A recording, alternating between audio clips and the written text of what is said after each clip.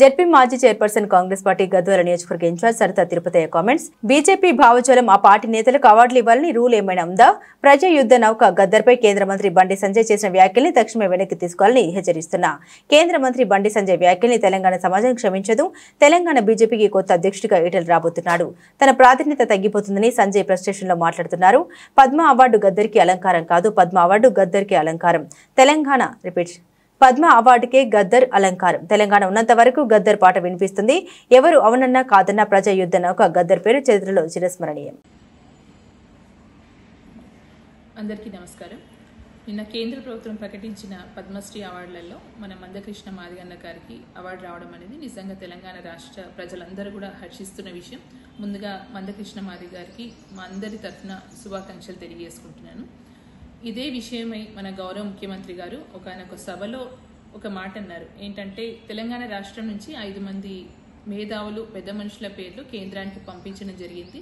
అది కదిరన్న గారు కావచ్చు, చుక్క రామయ్య గారు, అలాగే మన గోరెంటి వెంకన్న గారు కావచ్చు, అందశ్రీ గారు కావచ్చు, అలాగే తిరుమలరావు గారు కావచ్చు. వీళ్ళందరి పేర్లు కూడా పంపించాము. కానీ ఒక్కరిని కూడా కేంద్ర ప్రభుత్వం పరిగణలోకి తీసుకోకపోవడం అనేది బాధాకరమని బాధ వ్యక్తం చేస్తూ ఖచ్చితంగా మరొక్కసారి కేంద్రానికి ఒక లేఖ రాస్తాము, మరి దీనిపైన పునరాలోచన చేయాలని గౌరవ ముఖ్యమంత్రి గారు అనడం జరిగింది. ఈ వాక్యాలపై బండి సంజయ్ గారు ఈరోజు కేంద్ర మంత్రిగా వ్యవహరిస్తూ ఆయన దిగజారిన మాటలు ఏంటంటే, గదరన్నకి మేము ఎందుకు అవార్డు ఇవ్వాలి, ఈరోజు పద్మశ్రీ అవార్డుకి ఆయన అర్హుడే కాదు అనే విధంగా కించపరుస్తూ మాట్లాడడం అనేది తెలంగాణ రాష్ట్ర ప్రజలందరూ కూడా ఈరోజు దాన్ని కోప్పడుతున్నారు. ఖచ్చితంగా గదరన్న ఈరోజు వెనకబడ్డ జాతులే కాదు, పేదల పెన్నిదిగా అందరి మనసులో నిండిపోయిన మనిషి. ఈరోజు మన మధ్యలో లేకపోవచ్చు, కానీ ప్రతి గ్రామంలో ప్రతి పడుచు పిల్లలు, చిన్న వయసున్న పిల్లల నుంచి కూడా ముసలోళ్ళ వరకు గదరన్న అంటే ఎవరో తెలుసు. ఆయన కవిత్వం కావచ్చు, ఆయన పేదల కోసం పాడిన పాటలు కావచ్చు, ఎన్నో విషయాలు ఉన్నాయి.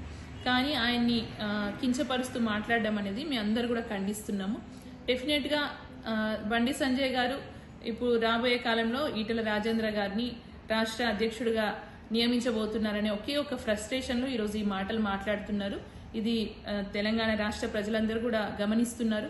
మీరు ఒకసారి ఆలోచించాల్సిన అవసరం ఉంది. ఈరోజు పద్మశ్రీ అవార్డు అంటే ఒక బీజేపీ పార్టీకి పనిచేసిన వాళ్ళకో, లేకపోతే పార్టీ కండువా కప్పుకున్న వాళ్ళకో, జెండా మోసిన వాళ్ళకో కాదు, గౌరవ స్థానంలో ఉన్న గౌరవ వ్యక్తులకు ఇచ్చే అవార్డుగా ఈరోజు పద్మశ్రీ అవార్డు ఉంది. అది ఓన్లీ పార్టీకి సంబంధించింది కాదు, కేంద్ర ప్రభుత్వం ఇచ్చే ఒక గుర్తింపు. అది మీరు గ్రహించుకోకుండా మా పార్టీకి పనిచేసినరా, వాళ్ళ భావజాలాలు వేరే అని మాట్లాడడం అనేది నిజంగా ఇది చాలా బాధాకరమైన విషయం.